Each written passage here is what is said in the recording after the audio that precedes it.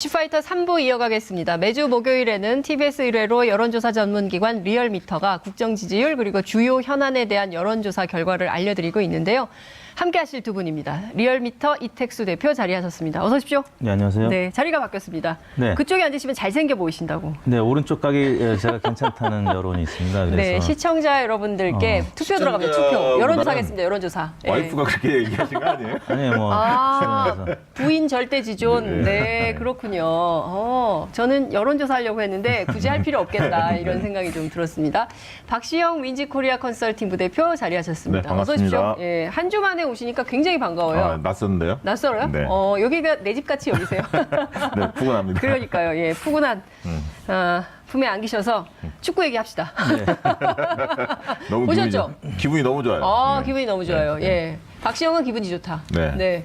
아니 사실 이번에 그 우리나라의 전력이 그렇게 세지는 않았잖아요. 기대감이 좀 낮았는데 또 네. 1, 2차전 특히 이제 뭐 사실 스웨덴전 때문에 실망감이 그러니까요. 컸는데 예. 어제 정말 열심히 하더라고요. 그러니까요. 투혼이 빛나고 그래서 제가 그런 자세로 우리가 하니까 한일전 하면 그렇게 하잖아요. 그 주기사기로. 일본이 맥을 못 치잖아요. 우리나라 네, 붙으면. 네. 그래서 그 이유를 알겠더라고요. 그러니까. 예. 스웨덴전을 좀 잘했으면 우리가 16강도 볼 수 있지 않았을까라는 그렇습니다. 생각을 어떻게 보십니까? 그렇죠. 뭐 스웨덴전, 멕시코전 너무 다 아쉬운데요. 네. 뭐 아무튼 결과적으로 세계 1위를 이겼으니까. 뭐 우리도 세계 10위 1등이니까? 정도 되면 모르겠는데 세계 네. 1위를 이겼기 때문에. 그러니까 우리가 피파 랭킹 57위, 독일은 1위. 국민들이 사실 네. 축구를 바라보는 시각이 이제 수준이 높잖아요. 사실 결과도 중요하지만 과정에서 얼마나 맞습니다. 열심히 하는지 그걸 보는 거거든요. 네. 근데 어제 정말 선수들이 투혼을 발휘해서 그 동계올림픽 때도 그랬어요. 옛날 같으면 뭐金메달 몇 개, 뭐 우리가 몇 등, 뭐 이거 굉장히 중요하게 생각을 했는데 촛불혁명 이후에 나타난 네. 새로운 변화라고 저는 생각을 하는데 네. 그렇지 않고 과정. 게임에 얼마나 충실했는가, 우리 그리고 이제 선수들이 또 얼마나 노력했는가. 계산이 빠른 거죠. 2조에 이제 어차피 막강 브라질이 1위를 했기 때문에 네. 16강 가도 예. 뭐 또 마지막 경기를 이기는 게 가장 좋습니다. 원래 네. 은메달보다 동메달이 네. 더 선수들이 기뻐하는 모습 많이 보지 않습니까? 네. 그래서 왜 이게 국민들이 스포츠에 열광하는지 아세요? 어떻게 왜 그러세요? 스포츠와 도박과 선거 네. 공통점이 뭡니까? 뭡니까? 바로 결과가 나옵니다. 그러기 때문에 배팅하는 맛이 나죠. 배팅하는 맛이 난다. 근데 욕은 그만했으면 좋겠어요. 네. 선수들이 너무 네. 상처를 많이 입고 오죽하면 차범근 감독이 직접 나서서 근데 좀 너무 심한 뭐 그런 차범근 감독도 얘기. 워낙 욕을 많이 먹었었죠. 98년 월드컵 때 5대0. 네, 5대0으로 5대 져서 빵. 월드컵 중간에 5대 0도 있는데 5대 빵이라고. 그러니까 그렇게. 저기 네. JTBC 5대0씨 있죠. 그래서 그 이름을 보면서 5대0인데 저거 5대0. 예. 근데 어쨌든 제가 보기에는 이번 축구를 쭉 보면서 우리 국민들이 어떤 카타르시스 같은 것도 좀 느끼게 네. 되는 것 같고요. 그리고 이랬어요. 우리한테 남은 것은 세계 1등하고 1등을 이긴 팀, 두 팀이 남아있다. 굉장히 어렵다. 비관론을 폈는데, 이 기적을 만드네요. 멕시코 관광객들이 많이 올 것 같습니다. 제 정말 재밌는 게 지금 멕시코에서 우리 대사관 앞에 맥주 갖다 놓고 네. 뭐 공사를 독일이 뭐 이겼다고 목마르게 아일랜드가 해가지고. 막 좋아하고 세계 속의 한국이 됐어요. 네. 네, 어떤 분이 그 지도를 그렸는데 브라질 땅을 한국 땅이라고 코리아라고 이렇게 써놓고 정말 재밌는 장면이 계속 벌어지고 있습니다. 이 기분 쭉 가면 좋겠습니다. 네. 자, 오늘 조사 내용 어떤 건지 볼까요? 네, 뭐 축구 선수들한테도 여러 가지 안 좋은 이야기들이 이제 국민 청원으로 올라갔었는데요. 청와대 청원 게시판에 대한 국민 여론 조사를 했는데 운영을 계속 해야 될 것인지 아니면 일부 개편을 할 것인지 아니면 폐지할 것인지 물어봤습니다. 현행 그대로 운영하자는 의견이 20.1%였고요. 실명제 도입 등 개편하자는 의견이 40.2%, 전면 폐지 32%로 나타났습니다.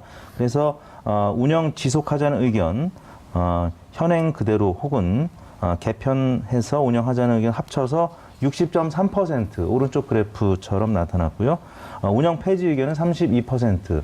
여러 가지 부작용 논란이 있습니다만 그래도 운영 지속 의견이 2배가량 높게 나타났습니다. 네. 박시영 부대표 어떻게 보세요? 여기 특징적인 거 보니까요. 네. 30대가 운영 지속 의견이 높았고요. 60대가 이제 그 전면 폐지 의견이 높았는데 네. 보수와 진보 민주당과 자유한국당 지지층 간의 차이는 크지 않았습니다. 거의 비슷했고요. 네.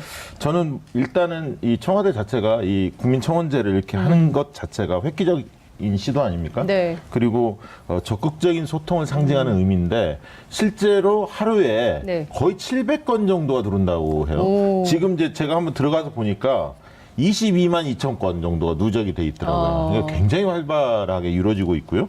그다음에 이제 청와대에서 20만 이상이 공감을 누르면 답변하지 않습니까? 네. 벌써 36건 정도가 이루어진 상태고요. 근데 이제 논란이 되는 거는 이제 욕설이나 네. 특히 이제 뭐 사형시켜야 한다 극단적인 주장들, 예, 명예훼손, 그렇죠. 폭력적인 이런 주장들이 예. 난무하기 때문에 예. 이걸 어떻게 통제할 거냐. 그거를 과연 1인 1표가 지금 아니거든요. 왜냐하면 트위터나 페이스북, 네이버를 통해서 공감을 누를 수 있기 때문에 아, 한 사람이 실제로 3번까지도 가능합니다. 1인 맘만 3표. 먹으면. 1인 3표 시대. 그런데 예. 1인 1표로 하려면 사실 실명제로 가야 하는 거거든요. 그렇죠. 그래서 이제 청와대에서는 실명제로 가기보다는 좀 그 집단적인 어떤 자정 능력을 좀 믿는다. 지금까지 스탠스는 그런 것 같습니다. 네. 근데 어떻게 보세요? 그 내용을 보면 현행 그대로 운영이 20.1%고 네. 실명제 도입이 제일 높습니다. 40.2%로 볼 수 있는데요. 저는 국민청원 게시판이 있는 게 굉장히 좋다. 그리고 언론이 다 다루지 못하는 영역에 대해서 국민들이 적극적으로, 그리고 또 언론이 잘못 보고 있는 영역들이 있을 수 있어요. 근데 그런 네. 것에 대해서 시각 교정도 하고 우리 국민들의 여론은 꼭 그렇지만은 않다. 우리는 이런 생각이다라는 걸 적극적으로 피력하고 굉장히 저는 직접 민주주의를 강화하고 확장시키는 기제가 되고 있다. 이렇게 보이는데 책임 있잖아요. 네. 무책임하게 앞서 이제 말씀해 주신 대로 저 굉장히 충격을 많이 받았는데 뭐 장현수 선수에 대해서 퇴영을 건의하거나 네. 김민우 선수에 대해서 구속영장을 발부하라거나 신태용 감독 뭐 사형을 청원한다. 이 굉장히 네. 왜 웃으십니까? 좀 굉장히 아니요, 선수들의 말도 안 입장에서 되는 보면 얘기들이기 그러니까요. 때문에. 예. 뭐 심지어- 근데 이런 거에 상처받지 않습니까? 네. 명예훼손 내용도 있고 네. 그다음에 뭐 초대남 구합니다. 밤마다 외로워. 이건 이제 박정우 대표님 올린 글은 아니라고 믿습니다. 박시영 대표 올린 글이었습니까? 네, 예. 아닙니다. 근데 이제 이 개편해야 된다는 의견이 3, 4, 50대에서 이제 가장 높았고요. 네. 아예 폐지 의견도 뭐 이런 류의 글에 대해서 이제 걱정하는 분들이 많기 때문에 60대 이상이 43.7%가 폐지해야 된다는 의견을 나타내서 걱정이 많은 것 같고 20대도 32.6%가 폐지해야 된다는 의견을 나타내서 두 번째로 높았습니다. 다만 20대, 30대, 40대는 또 그대로 유지하자는 의견도 5, 60대에 비해서는 또 높게 20대 20%대 초중반으로 나타났다는 점은 순기는 분명히 있다. 근데 이제 포탈에서 이제 순공감순 문제 때문에 댓글 여론 조작이 있었던 것처럼 이것도 워낙 많은 주목을 받고 있기 때문에 관리가 필요하다. 좀 손을 봐야 될 부분은 분명히 있다. 이런 의견이 40%가량으로 나타난 것 네. 같습니다. 이제 청와대 대변인 이야기를 들어보면 네. 극단적인 이제 표현들, 명예훼손, 폭력성 이런 것들이 노골적으로 표현된 거는 삭제를 하는데 네. 이게 이제 600건, 700건 올라오다 보니까 하루에 네. 바로 삭제가 안 되는 경우들이 있어요. 그럴 수 있겠죠. 이제 그럴 경우에 이제 언론이 또 일부 언론들이 그걸 섹시하게 좀 뽑아서 네. 자극적으로도 네. 기사를 이번에 쓰거든요. 그럼 뭐 무슨 예. 쓰레기통 뭐 이런 식의 보도가 나오기도 네. 했죠. 네. 언론의 문제도 사실 있는 것 같고요. 다만 이제 제가 볼 때는 지금은 좀 익명성 보장의 순기능이 좀 있긴 합니다. 왜냐하면 네. 내부 고발이나 이런 것들이 있으니까요. 네네. 그렇지만 이제 이게 더 폐해가 커진다면 실명제 도입도 신중하게 검토를 해봐야 할 것 같습니다. 그러니까 저는 이런 거예요. 그 정혜승 뉴미디어 비서관이 이런 얘기를 했던데요. 국민청원 게시판이 놀이터가 되지 못할 이유가 없다고 생각을 네. 한다. 그리고 장난스럽고 비현실적인 제안도 이 공간에서는 가능하고 국민들이 분노를 털어놓을 것도 필요하다. 뭐 억울함 호소하고 뭐 이런 공감 말씀해 주셨는데 저도 굉장히 공감을 하는데요. 너무나 사납게 그 인격 살인에 해당하는 주장들을 하는 분들이 많기 때문에 이 소수자들 있지 않습니까? 그러니까 소수자 인권이라든가 혐오 문제라든가 그리고 차별에 대해서 항의하거나 이런 것 자체를 완전히 그런 뭐 욕설에 가까운 수준으로 폄훼를 하기 때문에 이런 분들이 용기 내기가 굉장히 어려운 거예요. 그래서 저는 이를테면 우리 사회가 집단지성에 힘이 있는 나라인데 이런 것에서 자정 능력이 좀 있어야 되는데 그게 저는 실명제에서 좀 나오지 않냐라는 생각을 하는 그런 겁니다. 면도 있고 최근에 제가 들어가 보니까 제주도 그 불법 난민 네. 관련해서 신청 허가를 폐지하자. 이게 이제 예멘 난민. 52만 건 정도가 됐습니다. 굉장히 높은 거거든요. 네, 근데 이제 그것도- 이 부분에 대한 예를 들면 찬반 논쟁 같은 게 예를 들면 건전하게 좀 이렇게 좀 붐을 만들어야 하는데 사실 지금 청원 게시판은 일방적인 하나의 주장과 거기에 공감하는 그렇죠. 이런 형태로만 올라가 있기 때문에 약간 그런 부분을 좀 보완할 방법은 좀 찾아야 할 것 같습니다. 제가 보기에 우리 국민들이 굉장히 민주의식이 높아서 뭐 다양한 형태로 열정을 가지고 참여하고 네. 그리고 세상을 바꾸고자 하는 의지가 강렬하기 때문에 다양한 뭐 움직임이 좀 있으면 좋겠다라는 생각이 좀 듭니다. 대통령 국정수행평가, 정당 지지율 우리가 같이 보고 얘기할까요? 시간이 많지 않아서. 그 대통령 지지도가 이번 주에 좀 소폭 하락했습니다. 4.8%포인트 하락한 70.6%였는데요. 네. 이번 주에는 민생 경제에 대한 지속적 불안 심리가 작용을 한 것 같고 또 하나는 김종필 전 총리 네. 훈장 추서 및 조문 논란이 있었습니다. 그 진보 진영 내부에서도 훈장 추서에 대해서 많은 갑론을박이 있었는데요. 뭐 그러다 보니까 그 선명성을 강조하는 진보 진영 일부 지지층이 소폭 이탈한 것 같고요. 또 조문 논란, 결국 이제 조문하지 않았는데 아무튼 그것도 논란이 되면서 지지율이 좀 빠졌습니다. 70% 초반을 지켰는데 또 하나 저희가 보도자료에는 이제 언급하지는 않았습니다만 원래 이 축구 소식도 네. 지난 그 일요일까지 그 성적이 안 좋았기 때문에 지지율이 원래 통상적으로는 뭐 올림픽이라든지 네네네. 월드컵 성적이 좋으면 한 2, 3% 올라가는데 이번에는 일요일까지 성적이 안 좋아서 좀 지지율이 좀 하락하는데 영향을 미쳤다고 봅니다. 다만 어제 밤에 워낙 이제 또 좋은 소식이 있었기 때문에 오늘 조사에서는 좀 오를 가능성이 네. 있어 보입니다. 네. 네, 실제로 그런지 좀 한번 지켜보면 좋을 것 같아요. 네. 저는 일단은 그 민생 문제를 조금 얘기하고 싶은데 최근에 이제 발표됐던 지표가 네. 그러니까 저소득층들 소득 1분위의 가구 소득이 악화됐다. 그다음에 이제 어르신들 일자리, 네. 그러니까 이제 고용률이나 어르신들의 실업률 관련해서 지표가 좀 안 좋은 결과들이 좀 발표가 됐었습니다. 이런 문제와 아울러 최저임금 문제가 아직 해소가 안 됐거든요. 산입범위 논란이 이어지면서 내년도 최저임금 어떻게 결정할지 민주노총과 한국노총이 참여를 안 하고 있죠. 근데 최근에 이제 한국노총이 참여하기로 입장 결정했습니다만 어쨌든 이런 논란이 있는 가운데 최근 또 이제 주 52시간 네. 관련돼서 이게 이제 특별 외외 규정과 관련해서 여러 6개월 부작용이 뒤에. 있다. 예. 뭐 이제 언론에 많이 보도하고 있기 때문에 이런 이제 흐름 속에서 최근에 이제 경질이 이루어졌지 않습니까? 네네. 그러니까 청와대 경제수석이나 일부 이제 수석들이 좀 바뀌었는데 청와대에서 경제라인이 경질 아니라고 했어요. 네, 청와대는 그렇게 표현했지만 언론들이 다 그렇게 좀 네. 받아들였죠. 그리고 예. 국민들이 볼 때는 최근에 지표가 악화됐기 때문에 그 대통령도 최근에 이제 그런 문제에 대해서 정부가 적극적으로 대처한다라고 주문했기 때문에 그렇게 받아들이는 것 같습니다. 지금 최강 경기도 그렇게 좋지 않고 뭔가 민생 문제가 잘 안 풀리고 있다. 네. 이런 어떤 느낌들을 받고 있는 것 같아요. 그리고 그 전에 장하성 실장의 경질설도 상당히 나왔었죠. 예, 예. 뭐 언론에 보도가 됐었고요. 그래서 전반적으로 보면 민생 경기에 대해서 좀 불안감 이런 것들이 크게 작용한 것 같아요. 한 가지 첨언하자면 중요한 네. 그 문재인 대통령과 관련된 오보가 하나 있었던 게 이제 월드컵 네, 그 현지에 라카룸. 가가지고 라카룸. 라커룸에서 손흥민 선수 네, 위로하는 네. 그 장면과 관련해서 모 보수 신문에서 조선일보요? 네, 네. 조선일보에서 뭘 굳이 그런 거를 말씀하시는군요. 주저하십니까? 그냥 아무튼 그 자연스럽게 오보가 하시면 될것 있었죠. 그래서 같아요. 문재인 예. 대통령에 다 대한 알아요, 그 국민들도. 보수층의 예. 비난이 일부 가짜 뉴스에 대한 예. 비난이 좀 있었기 때문에 그래서 지지율이 조금 하락한 측면도 분명히 있는 것 같습니다. 그러니까 저는 이런 생각입니다. 그러니까 지금 그 정확하지 않은 사실을 부풀려서 보도하는 측면이 많아요. 네, 그러니까 맞습니다. 무슨 얘기냐면 소득주도 성장론에 대해서 저희가 날마다 얘기를 하고 있는데 이 불편한 거예요. 노동자들의 소득을 늘려서 혹여라도 기업에 무슨 영향이 있을까봐 재벌 대기업 편에서 보도해왔던 언론들 그리고 광고가 연결되어 있지 않습니까? 네. 이런 사람들이 적극적으로 보도를 안 하고 계속 비틀기 보도를 하는 거죠. 정확하지 않은 내용을 근거해서. 그렇기 때문에 제가 보기에는 청와대에서 추진하려고 하는 소득주도 성장을 끊임없이 흔드는 거죠. 그러면서 타격을 주고 메시지 관리를 그렇게 하니까 언론에 의해서 영향을 받는 측면이 있죠. 왜냐하면 국민들은 그 보도만 보고 판단을 하는 네. 거거든요. 그리고 또 고용 지표가 나빠졌다고 하니까 또 김동연 경제부총리가 충격받았다 이러니까 야 정말 무슨 심각한 문제가 있나 보다 이런 생각을 하는 거죠. 네. 그 가운데 이 경제수석, 일자리 수석이 바뀌니까 그 자체로 뭐 잘하면은 바꾸겠어?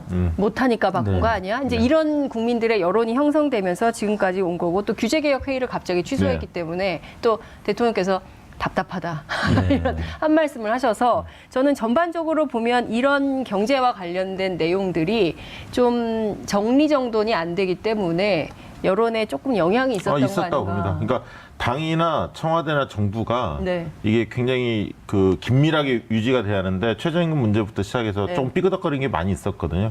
그리고 제가 볼 때는 정부나 청와대 쪽에서 적극적 여당도 마찬가지입니다만 네. 적극적으로 국민들한테 소통할 필요가 있습니다. 이게 소득주도 성장에 대해서 이야기를 해야 하고 특히 또 한 축은 또 혁신 성장을 네. 가지고 있는데 그 부분에 대한 가시적인 게 아직 안 보이거든요. 뭐 예를 들면 아니 근데 뭐 소득주도 성장이 최저임금 인상만 있는 게 아니에요. 아니죠. 예, 아니죠. 그런데 그것만 가지고 지금 얘기를 네. 하고 있는 거거든요. 그러니까 그게 이제 답답한 노릇이죠. 그런 부분에서 이제 선거도 있었고 네. 그 전에 또 북미 정상회담이나 남북 정상회담 전반적으로 평화 분위기가 워낙 이슈가 압도했었고요. 네, 네. 그다음에 선거가 있었기 때문에 이 몇 개월 동안 사실 그런 부분에 대해서 국민들한테 홍보할 장이 별로 없었죠. 네. 이제부터 좀 정책을 꼼꼼하게 챙기기도 하고 국민들의 소통이 적극적으로 나서야 할 것 같습니다. 그러니까 또 이런 거가 있어요. 보유세 논란이 또 있었어요. 그러니까 있었죠. 보유세가 실제로 세수 확보를 위한 거냐, 그러니까 일단 복지 증세를 위한 수단인 거냐, 아니면 부동산 가격을 잡겠다는 거냐, 노선이 뭐냐, 이런 또 논란이 있었던 것 같은데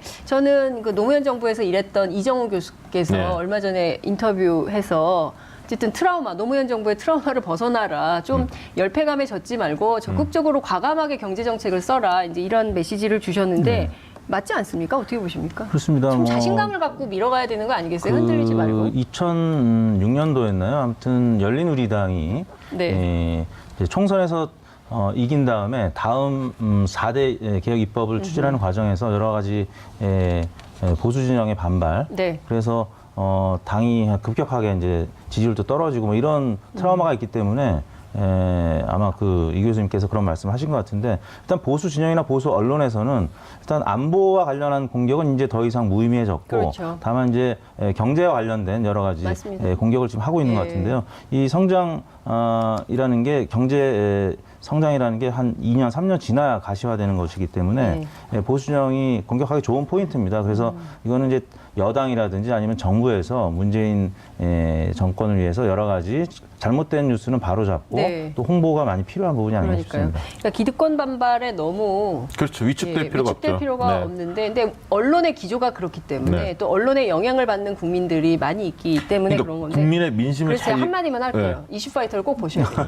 그러니까 민심을 잘 볼 필요가 있는데 2007년에는 실질적으로 2006년, 2007년에는 욕망의 시대였어요. 그러니까 그렇죠. 뭔가 부자 돈을 되세요. 부자 되세요. 뭔가 지금 밀려나면 안 집 사서 된다. 부자 되라 뭐 이런 그래서 거. 그 당시 이제 강남 그다음에 야당이 엄청나게 반발했고요. 보수 언론들이 합세해서 예. 이렇게 갔는데 실제 흐름이 좀 바뀌었습니다. 예, 맞아요. 사실 사람들의 예, 예. 그러다 보니까 아까 주 52시간이나 이런 식으로 조금 덜 벌더라도 네. 자기 시간을 저녁이 갖고 있는 싶고 삶. 저녁 있는 네. 삶 이런 걸 원하지 않습니까? 라이프 스타일이 바뀌고 네. 있고요.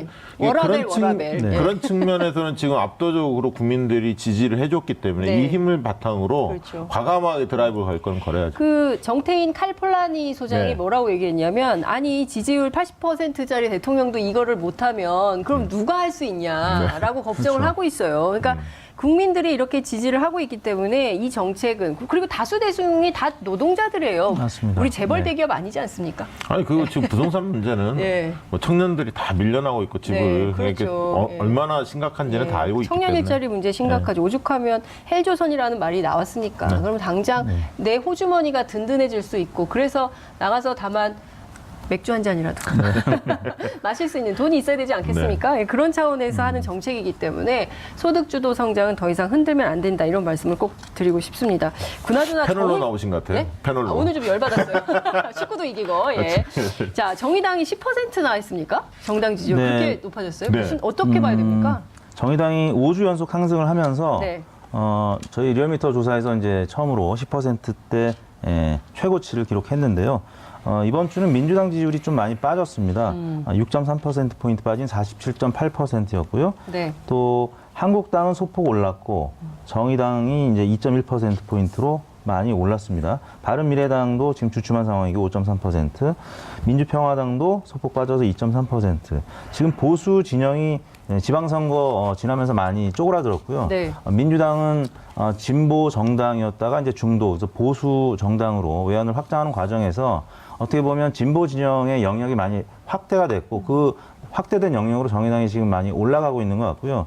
말씀하셨던 여러 가지 경제 정책과 관련해서 민주당이 이제 여당이다 보니까 국회 협력 과정에서 협치 과정에서 다소 보수적인 입장을 취할 수밖에 없는 상황도 있거든요. 그러다 보니까 그 진보층의 일부 세력이 정의당 쪽으로 지지하는 모습을 지금 나타내고 있습니다. 그러니까 저는 이렇게 봅니다. 일단은 전략적으로는 정의당이 잘하는 것은 평화와 정의의 원내 모임, 원내 교섭단체를 결성한 것. 네. 이것이 효과가 나타나고 있어요. 왜냐하면 스피커가 커졌습니다. 존재감이 드러나고 있고요. 매 현안에 대해서 어쨌든 원내 교섭단체는 마이크를 들이대지 그렇죠. 않습니까? 네, 맞습니다. 그러니까 이제 발언할 수 있는 기회가 늘어났고요. 두 번째는 지방선거를 거치면서 8.9% 정당 그 득표율을 받았지 않습니까? 세 번째 정당이 된 거죠, 사실은. 그래서 높은 어떤 지지를 받았던 게 있었고요.